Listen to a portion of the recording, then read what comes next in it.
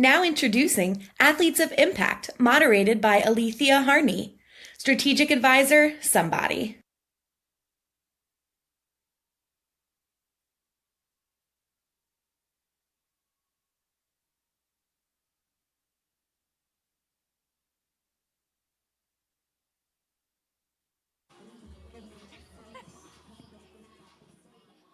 All right. Good afternoon, everyone, and welcome to Athletes of Impact.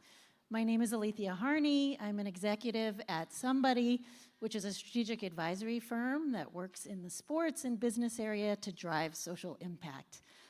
I spent much of my career in politics, which I do not miss right now. But because I grew up playing and loving sports, one part of my work that I did really enjoy was the sports diplomacy work I helped lead at the White House.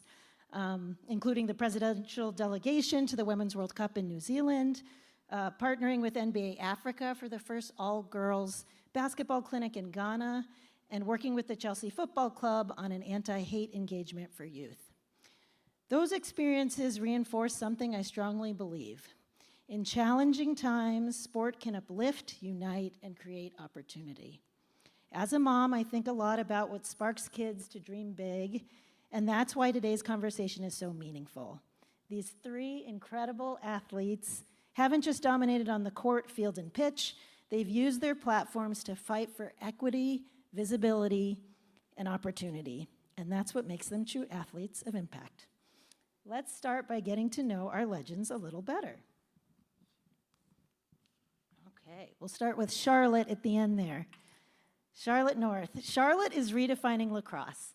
A highlight reel regular on SportsCenter's Top 10, she's a three-time world champion with Team USA, captain of the Boston Guard, who won the inaugural Women's Lacrosse League Championship in 2025, and a two-time National Player of the Year. At Boston College, she won a national championship and graduated as the all-time leading scorer in NCAA Division I history. Off the field, Charlotte is an ESPN analyst, founder of Charlotte North Lacrosse, and a powerful voice pushing for equity in NIL and Title IX, where she's ensuring that women athletes receive the same opportunities and resources as men.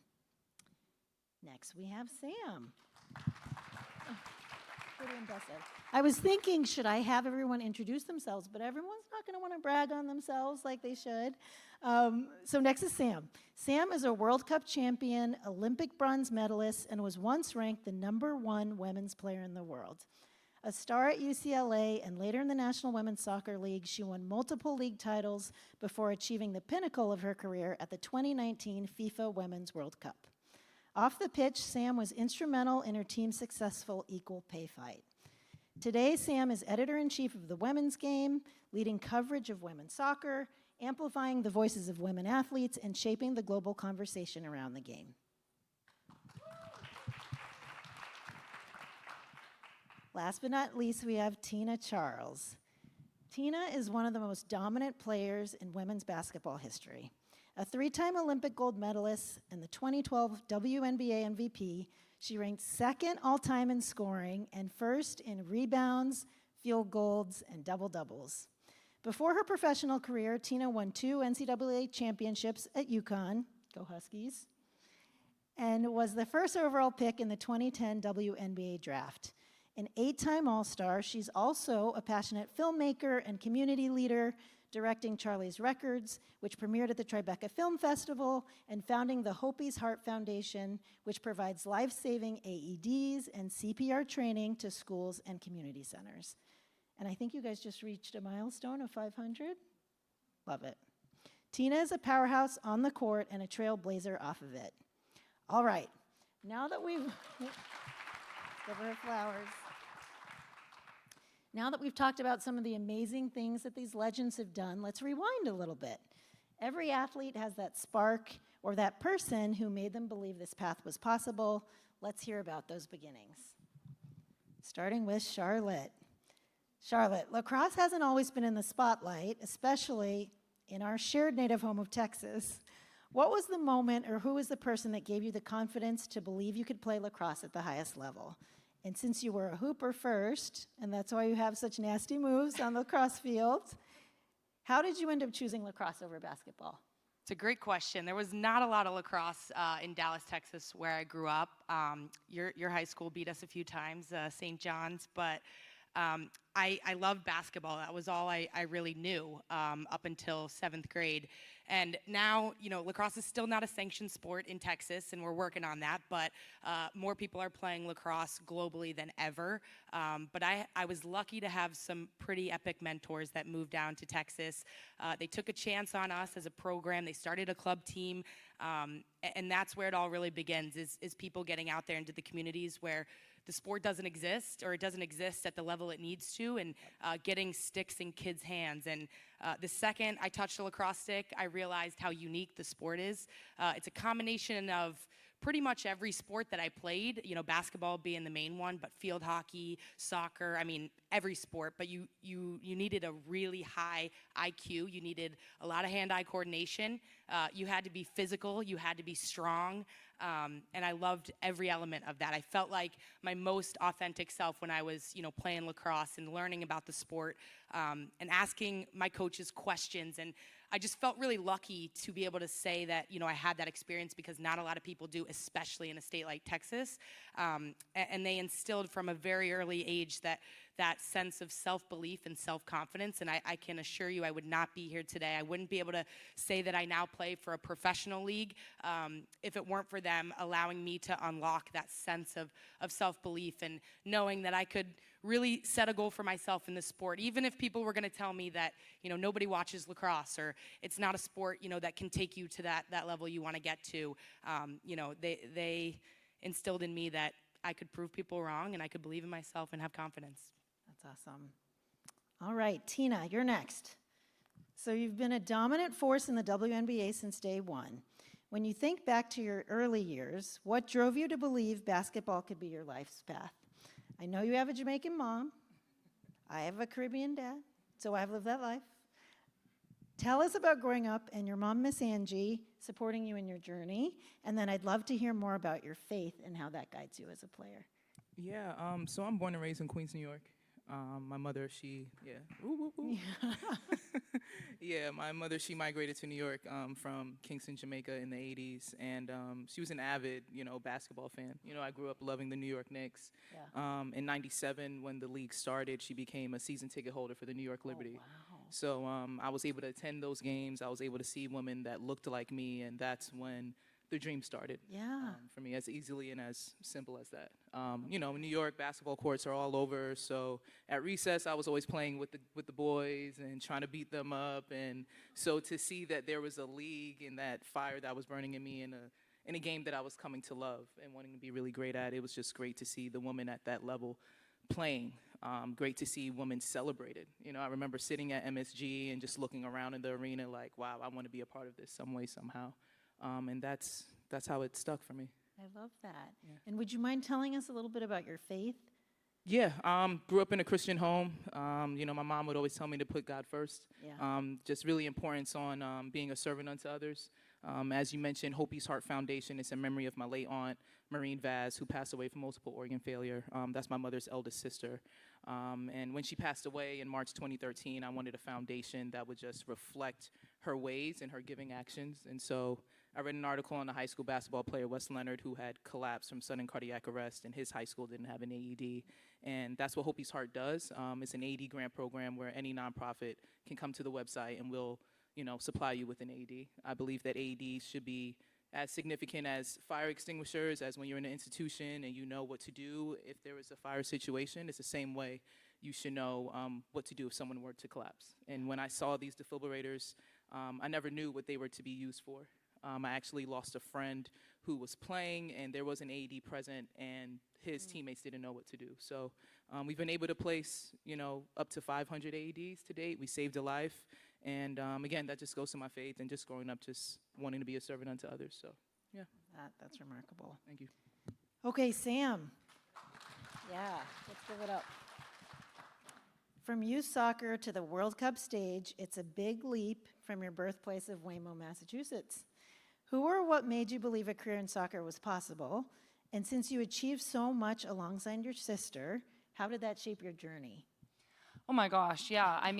my sister and I, it sounds so unbelievable. Every time I say it publicly, we went to the Olympics together on the same team in 2021 and got a bronze medal. And we're from this really small town in Massachusetts with like 9,000 people in it. It's called Hanson, Massachusetts. And when I think about the idea that we watched the 1999 Women's World Cup team win on TV and both looked at each other, I was 7, she was 9, and said, we want to be on that team someday. We want to go to the World Cup. We want to play for our country. We looked at each other and said that, and then we both went and did it. It's literally kind of unbelievable to me, even still, that I feel silly sometimes when I say it out loud, because I feel like people are like, that's not true.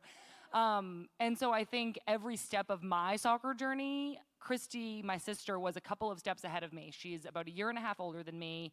And everybody uses the word representation, but I feel like I have a very special connection to it because Christy was making the state ODP team. And then me at 10 is going, oh, I could get recognized at that level if somebody in my household did. And then Christy at 15 gets called into a youth national team camp, and I follow in her footsteps. And every step along the way, she kind of made me believe it was actually realistic and actually possible.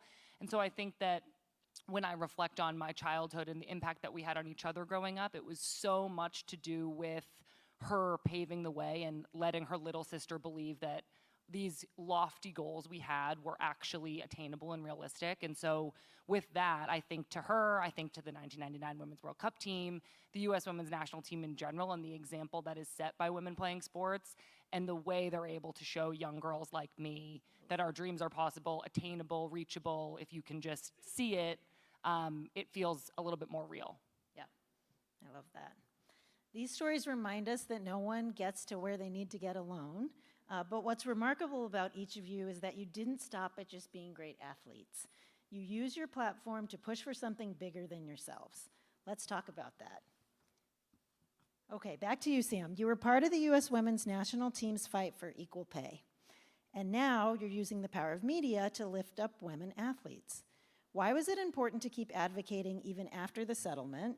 And how do you see storytelling driving change? How can platforms like the Women's Game help build more investment and opportunity for women's sports? Yeah, I mean, being part of the group of women who advocated for equal pay, sued our employer, and won, I learned so much about the power of the collective and how important it was to stick together as a team. And I think that winning that lawsuit, getting this settlement, was a huge step for the national team. We were able to negotiate a better CBA, but I think when we then looked at the pay and the salary and the resources the national team was getting, we wanted to see the same level or an even greater level going into our professional league, where we spend actually more of our time. Our day-to-day is spent in the NWSL, not with the national team. And unfortunately, I had to retire due to injury in January of last year, and could sense that for a while before that my time playing was wrapping up.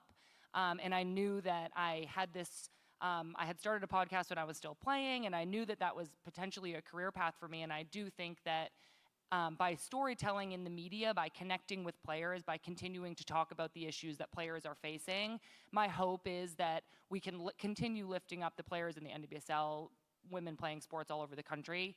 And the media has been an incredible tool to be able to do that. It's been so important to me to see the impact that our equal pay fight has had. I still get emails about it from women all the time saying how much it's meant to them. And so being a part of that had really showed me how powerful it was to continue advocating and talking about these things.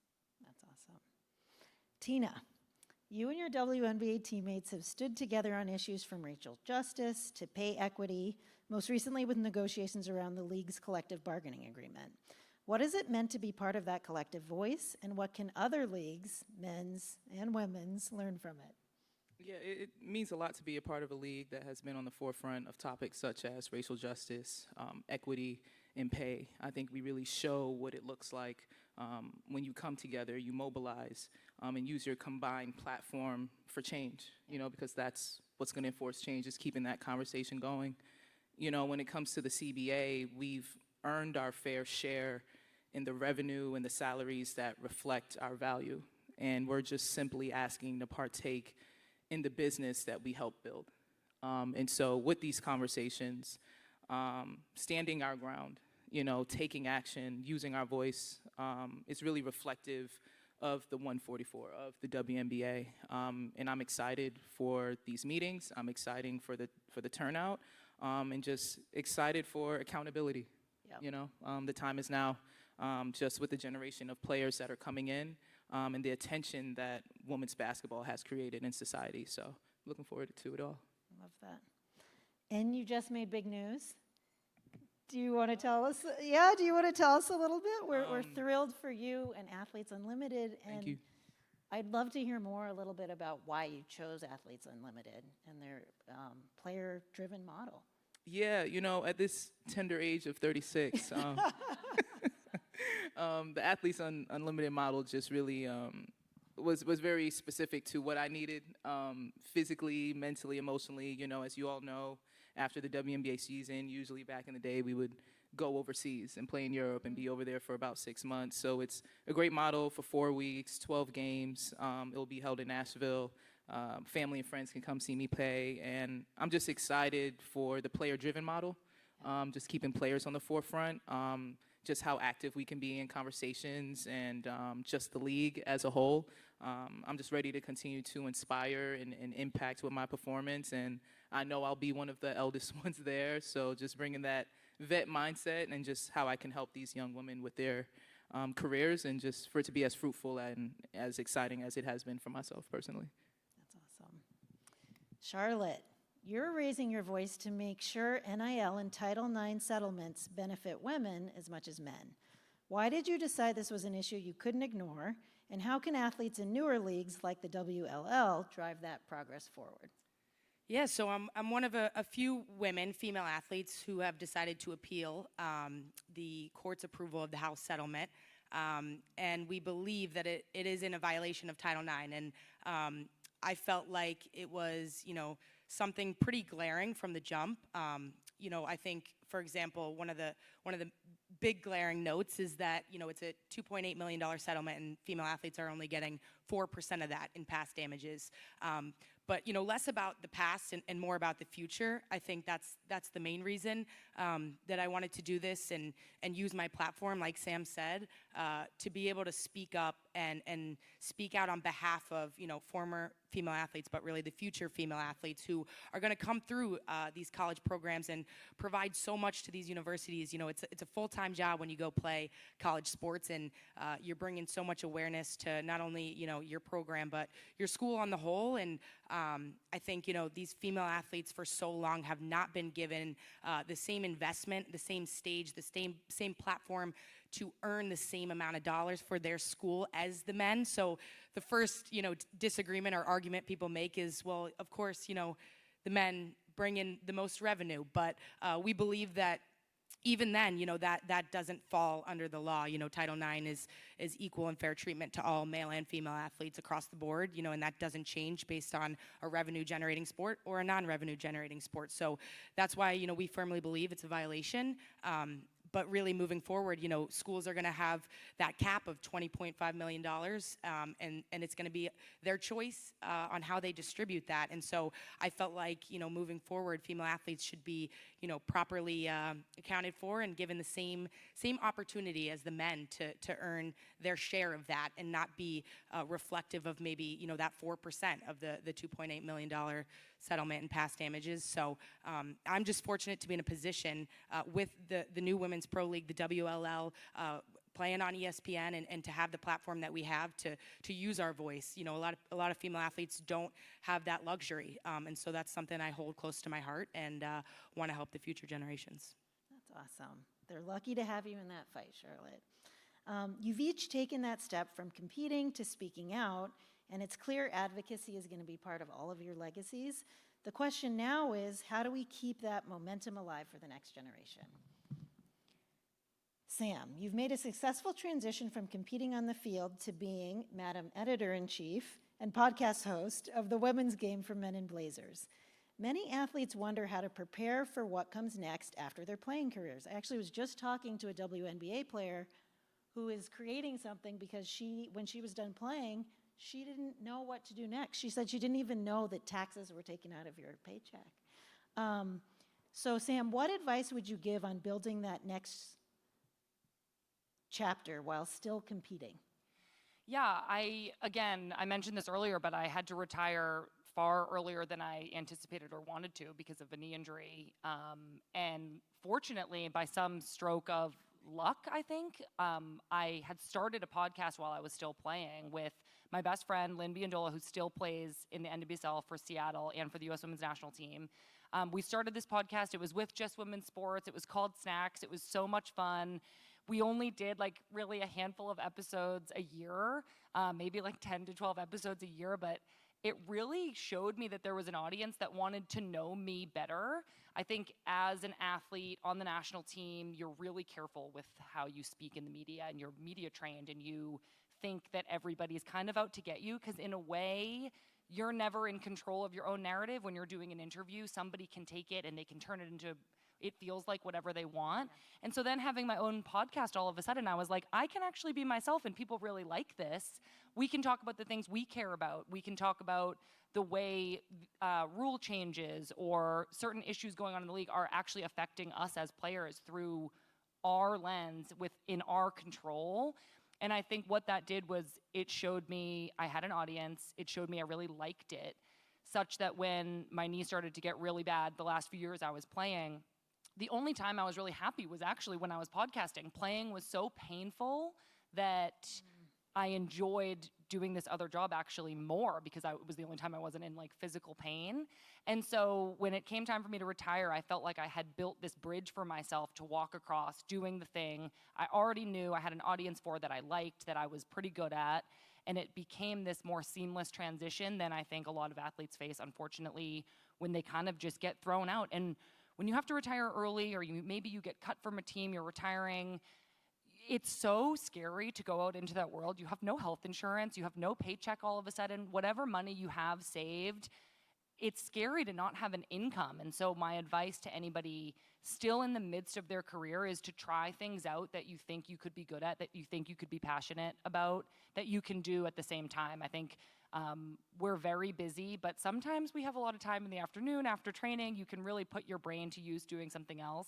And I think that was the most important thing I did for my transition out of sport, was dip my toe into another thing. And I just got really lucky that it provided a career for me afterwards. That's awesome. Okay, Charlotte, for today's high school or college athlete navigating NIL, it's pretty scary, right? And the pressure to perform, what advice would you give them on balancing sport with speaking up? That's a good question. I think, the coolest part about today's day and age is, the power of media and the ability to use your voice, when you want to and how you want to. Yeah. And that, for female athletes, I feel like, for so long they have been, quieted or not been given the platform to be able to do so, or told to not, voice their opinion. And I think, my advice specifically to female athletes in these situations, especially, maybe not the top 3 sports, maybe the sports that are growing, like a lacrosse, is to try to be as unafraid as possible. And as scary as that is, I went through this, throughout high school and college, and even today. Sometimes you gotta fake it till you make it, and that's a cliche saying, but in order to, use your platform and grow, your brand and get out there and stand up for what you believe in, you gotta take a leap of faith. And sometimes that comes from leaning on someone in your inner circle and them giving you the extra boost to go out there and do it. All while balancing trying to be a top athlete. It's difficult, but I would say, try to be unapologetically yourself and be unafraid to take that leap of faith and use your platform for what you really care about. If you're passionate about it and you care about it wholeheartedly, things are going to turn out pretty well. But go out there and use your voice and be as loud as you want to, because no female athlete should be quieted. Awesome. Tina, you've already left your mark on the WNBA and inspired so many. What's the one change you most want to see for the next generation of athletes? The one change, I think it would just be a continuance of opportunity for women in sports. I look forward to track back. My first WNBA game was actually the Miami Soul. When that team was in Miami, I was living in Florida at the time with my mom. And for these future teams that are coming in these selective cities, I know there will be a young girl who had the experience I did when I was sitting in that arena. That fire, those chills, and just wanting to do what a woman that looks like them is doing currently. So it's just a continuance of opportunity for women, for all across sports, you know, for women, not just women's basketball, not just the WNBA and what it's going to look like 5 years from now and the 18 teams or 20 teams by 2030. Just all women, just all young girls to be able to continue to dream. I love that. So my sports hero is my sister, who's entering her 15th season as a head coach at Texas State. She played with Becky Hammond, like you. She played with her at Colorado State. Oh, yeah, I played with Becky in Russia. Yeah. In Orenburg, my first year Yeah. overseas. Yeah. That's so cool. The other thing I want to ask you about is, how was Fashion Week? Yeah, Fashion I Week was saw a those lot of fun. pictures. Yeah, Fashion Week was a lot of fun. It was my first experience. I think I'm pretty one and done. Kind of been there, done that? Okay. Yeah, I'm one and done. It was She's honest. one and done. It was a good experience. You know, I'm kind of older now, so just, you know, New York and just how busy it gets, even for someone who's born and raised here, it gets to be a lot. So I'm looking forward to getting back to Connecticut and just settling Chilling. down with the horses and the cows and, you know. I like it. I like it. So Hillary, hockey legend Hillary Knight, was supposed to join us, but unfortunately she's under the weather. As many of you know, she was one of the greatest to ever play the game. And she also helped lead the 2017 boycott that forced USA Hockey to finally take women players seriously, which I think you guys also jumped in on that. I mean, that was a good example of bringing everybody together and truly organizing, which people in the political side of things could really actually learn from. But at age 5, Hillary told her grandma that she wanted to play hockey in the Olympics. Her grandma said, "Girls don't play hockey." Hillary is about to skate in her 5th Olympics, and I really wanted to ask her if her grandma ever got to see her skate in the Olympics. So we need to save that for the next Sportico Rise conference. In the meantime, we wish Hillary a speedy recovery. So ladies, you have each shared so much wisdom with us. I think to wrap up, I actually want to do something fun. This may or may not be a question that my 10 and 12-year-old told me to ask. We all love a good warm-up jam. What is everyone's all-time favorite pump-up song before a game? You can only pick one, ladies. I would say Eminem, "Lose Yourself." Oh, yes. Yeah. When my time at UConn, it was Coach Auriemma's favorite song, and it was always playing. So it wasn't really mine, but it came to be. Yeah. So yeah, I'll say "Lose Yourself." Yeah. I love it. I was gonna say Lizzo. I could choose from one of many, but I have very fond memories of being in the locker room dancing and singing "Good as Hell" by Lizzo. Great one. I'm gonna go "Shipping Up to Boston" by the Dropkick Murphys. Nice. I played at Boston College. I now play for the Boston Guard of the WLL. It's a song that's very close to my heart. It was the last song we would listen to in the locker room before games, so it's a good one. Love it. Okay, thank you, Charlotte, Sam, and Tina. Each of you has been celebrated at the very best at your sport. I got some goats up here. But what makes you athletes of impact is that your legacy goes far beyond the scoreboard. You're breaking barriers, opening doors, and inspiring the next Charlotte, Sams, and Tinas to rise up and lead. Everyone, let's give it up for these incredible trailblazers.